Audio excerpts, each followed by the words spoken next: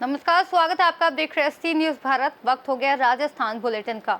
इस बुलेटिन में बात होगी भरतपुर की, जहां NH 21 से रूपबास मार्ग पर घटिया निर्माण के चलते जलभराव से जनजीवन प्रभावित और ग्रामीणों में आक्रोश देखने को मिला है। साथ ही बात होगी जोधपुर की, जहां 9 जुलाई की अखिल भारतीय हड़ताल को लेकर केंद्रीय श्रमिक संगठनों की संयुक्त बैठक आयोजित हुई, जिसमें मजदूर विरोधी नीतियों के खिलाफ एकजुटता का ऐलान किया गया। ऐसी तमाम खबरों पर करेंगे विस्तार से चर्चा। खबर भरतपुर से है, जहां हाल ही में बने NH 21 से रूपबास मार्ग पर भारी बारिश के बाद जलभराव से जनजीवन अस्त व्यस्त हो गया। आपको बता दें कि ये सड़क दर्जनों गांव और धार्मिक यात्रियों के मुख्य रास्ते को जोड़ती है, लेकिन कुछ ही दिन में घटिया निर्माण की पोल खोलती नजर आ रही है। स्थानीय ग्रामीणों का आरोप है कि ठेकेदार ने घटिया सामग्री का इस्तेमाल कर सड़क निर्माण में लापरवाही बरती है।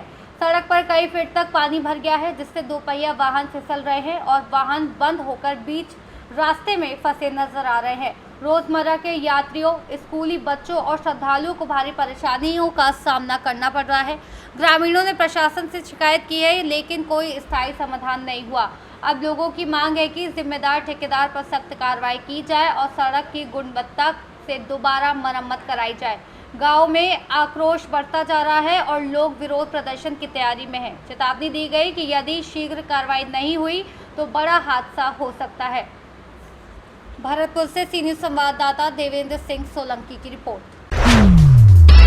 हरियाणा राजस्थान कुश्ती संघ के प्रदेशाध्यक्ष एवं लोकसभा अध्यक्ष ओम बिरला के OSD राजीव दत्ता के जयपुर से D के कस्बा जनूथल जाते समय गाँव छौकरवाड़ा कला, Haryana Amoli toll plaza Jaipur national highway पर उद्योगपति यश अग्रवाल और गोल्ड मेडल लिस्ट इंडिया और राजस्थान केसरी दलबीर हाथी पहलवान गौरव बंसल छोटू के सानिध्य में स्वागत किया गया, जिन्हें यश अग्रवाल टीम भरतपुर डींग जिले के पहलवान भाजपा नेता तथा उनके समर्थकों ने गुलच भेंट कर साफा और फूल माला पहनाकर दोनों जिलों के कुश्ती पहलवानों की समस्याओं से अवगत कराया। भरतपुर के पहलवान, यहाँ के पहलवान नाम कमाते हैं, मेडल लाते हैं। तो इस चीज़ को अच्छा करने के लिए, शुरुआत करने के लिए इनकी मूलभूत सुविधाएं उपलब्ध कराने का हमारा सख्त प्रयास है।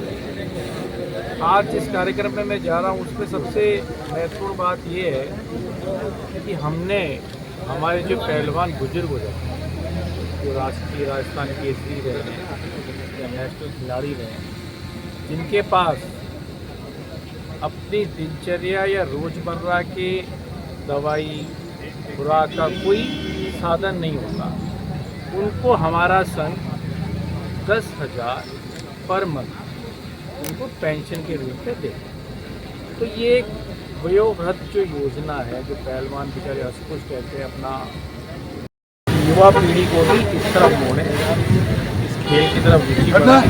हमने 3 प्रोग्राम रखे हैं। क्रॉस द मॉल, मॉल में अच्छे अच्छे पहलवान आएंगे, वहाँ मॉल में भी कुश्तियाँ होंगी और प्रतियोगिता राजस्थान केसरी नाम। भरतपुर से सीनियर संवाददाता देवेंद्र सिंह सोलंकी की रिपोर्ट। भारतीय जनसंघ के संस्थापक, महान शिक्षाविद, प्रखर राष्ट्रवादी और राष्ट्र की एकता अखंडता के लिए अपने प्राणों की आहुति देने वाले डॉक्टर श्यामा प्रसाद मुखर्जी की जयंती शनिवार को भारतीय जनता पार्टी कार्यालय रतनगढ़ में श्रद्धा पूर्वक मनाई गई। इस अवसर पर आयोजित कार्यक्रम में पूर्व विधायक अभिनेश महर्षि ने कहा कि डॉक्टर मुखर्जी न केवल मानवता के उपासक थे, बल्कि एक सिद्धांतवादी, राजनीतिज्ञ और दूरदर्शी नेता भी थे। कार्यक्रम को संबोधित करते हुए भाजपा जिला उपाध्यक्ष दीनदयाल पारीख ने कहा कि डॉक्टर मुखर्जी ने राष्ट्र की एकता और अखंडता के लिए अपने प्राणों की आहुति दी।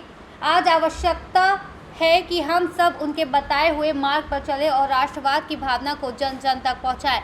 इस मौके पर बजरंग गुर्जर, OBC जिला उपाध्यक्ष इंद्र चंद्र देवड़ा, हरिप्रसाद दायमा, अर्जुन सिंह सिंह, पूर्व नगर पालिका अध्यक्ष गोपाल मारू सहित सैकड़ों भाजपा कार्यकर्ता उपस्थित रहे। देश एक रहे, अखंड रहे, ये हमारी विचारधारा के लोगों का प्रयास रहा।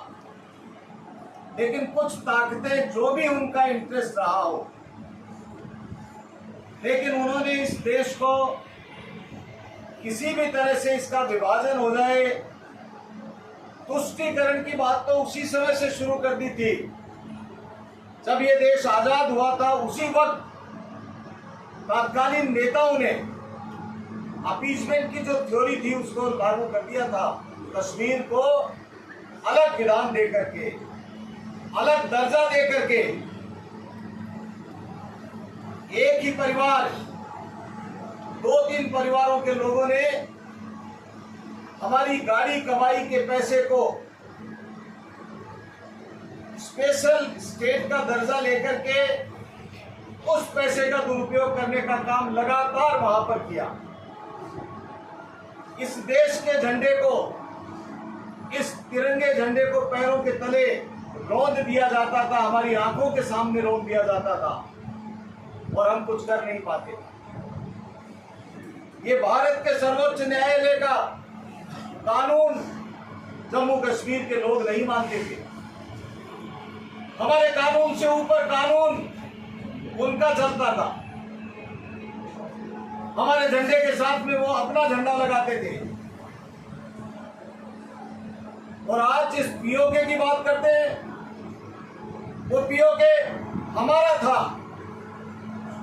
वो तत्कालीन कांग्रेस के नेताओं के कारण हमारे देश के न केवल टुकड़े हुए, बल्कि हमारे कश्मीर के भी टुकड़े करके एक भाग पाकिस्तान को दे दिया गया।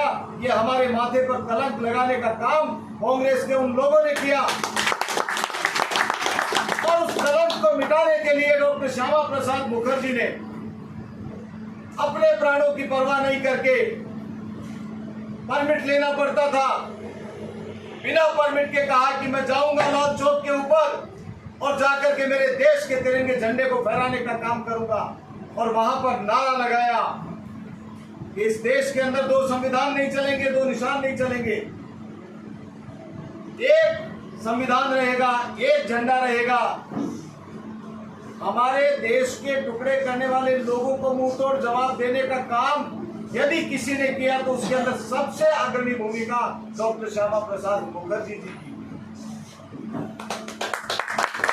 तो मैं आप लोगों से कहना चाहता हूं कि जिन लोगों ने अपने प्राणों का बलिदान दे करके इस देश को एक और अखंड रखा, क्या हमारी जिम्मेदारी नहीं बनती है कि उनके प्राणों की आहुति को हम श्रद्धांजलि देने के लिए हमारे मन के अंदर ये दृढ़ प्रतिज्ञा लेकर के जाएं कि हम देश के लिए जिएंगे, देश के लिए मरेंगे, देश के लिए मिटेंगे। श्यामा प्रसाद मुखर्जी जी को यदि श्रद्धांजलि देनी है तो यहाँ बैठे हुए सारे लोग और मेरी वाणी को सुन रहे सारे लोग इस बात का प्रण ले कि जिन महापुरुषों ने जो ये कार्य किया, उनके बताए रास्ते पर चल करके हम उनको सच्ची श्रद्धांजलि भी देंगे और इस देश को एक और अखंड भी रखेंगे। आप अंदाजा लगाइए, उसी का परिणाम था कि हमारे देश का प्रधानमंत्री भी जाता था कहीं दूसरे देश के अंदर तो जामा तलाशी लेकर के प्रवेश दिया जाता था अमेरिका के अंदर भी।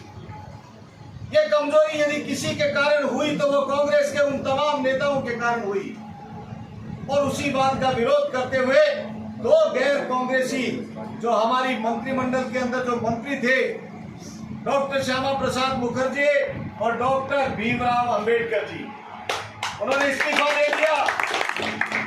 हम आपकी नीतियों के साथ में नहीं है, हम इस तुष्टीकरण की नीति के खिलाफ हैं। हमारे देश का झंडा सर्वोपरि लगेगा, सर्वोच्च है, हमारा कानून सर्वोच्च है। इस बात के लिए हम मरेंगे मिटेंगे, लेकिन आपकी बात को नहीं मानेंगे। और उन्होंने तत्कालीन समय के अंदर मंत्रिमंडल से इस्तीफा देकर के इस देश को एक और अखंड रखने के लिए अपने प्राणों का बलिदान दे दिया। ऐसे मुखर्जी साहब को आज श्रद्धांजलि देने के लिए हम लोग यहाँ पर एकत्र हुए हैं। मित्रों, सोचिए, हम हमारे लिए सोचते हैं, हमारे परिवार के लिए सोचते हैं, हमारी छोटी छोटी आवश्यकताएं हैं उनके लिए सोचते हैं। हम नहीं सोचते कि यदि ये देश नहीं रहेगा तो हम कहाँ रहेंगे।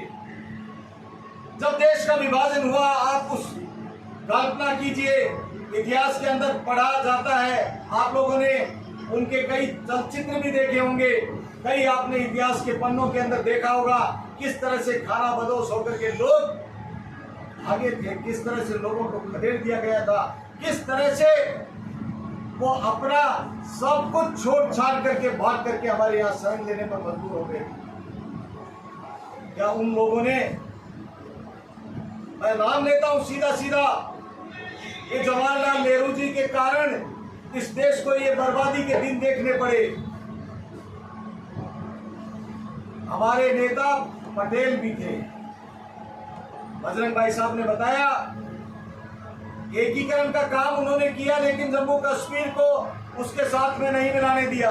ये काम जवाहरलाल नेहरू ने किया और महात्मा गांधी जी को दबाव में दे दिया। महात्मा गांधी जी को दबाव में लेकर के जम्मू कश्मीर के अंदर अपने एक भाई शेख अब्दुल्ला को बैठा दिया। चुरू से सी न्यूज संवाददाता पवन शर्मा की report. North western Railway employees union मंडल कार्यालय में केंद्रीय संयुक्त श्रमिक संगठनों की बैठक 9 जुलाई को आम अखिल भारतीय हड़ताल को लेकर आयोजित हुई। संयोजक मनोज कुमार परिहार ने बताया कि आगामी 9 जुलाई को देश के श्रमिक संगठनों ने केंद्र सरकार की शोषणकारी मजदूर विरोधी नीतियों के खिलाफ 4 लेबर कोड को पूंजीपतियों के हितों में लागू करने के खिलाफ अन्य मांगों को लेकर केंद्रीय श्रमिक संगठनों द्वारा आम हड़ताल का आह्वान किया गया है, जिसको लेकर रविवार को विभिन्न श्रमिक एवं कर्मचारी संगठनों की बैठक आयोजित की गई। बैठक में स्टेट बैंक ऑफ इंडिया यानी SBI बैंक स्टाफ एसोसिएशन के नवनिर्वाचित अध्यक्ष भवानी सिंह सोलंकी का मनोज परिहार, जयराम खांगटा, राजेंद्र सिंह सोलंकी ने माला व साफा पहनाकर स्वागत किया। बैठक में बैंक ऑफ बड़ौदा यूनियन के हनुमान राम बिश्नोई, भारतीय वनस्पति सर्वेक्षण कर्मचारी संघ के जगदीश यादव, RC2 के हबीबुर रहमान, इंटक के राजेंद्र सिंह आदि उपस्थित रहे। North western railway employ union के मंडल कार्यालय के अंदर आज 9 जुलाई को होने वाली राष्ट्रीय हड़ताल के संबंध में बैठक रखी गई, जिसमें RC2, C2, एटक, HMS और रेलवे के तमाम लोगों ने अपनी भागीदारी निभाई। हड़ताल का मुख्य उद्देश्य यह है कि भारत सरकार लेबर लॉज के अंदर जो बदलाव करने जा रही है, जिसका हम सभी श्रमिक संगठन विरोध करते हैं। साथ ही साथ रेलवे जैसे बड़े उद्योग के अंदर भी निजीकरण बहुत तेज़ी के साथ हो रहा है।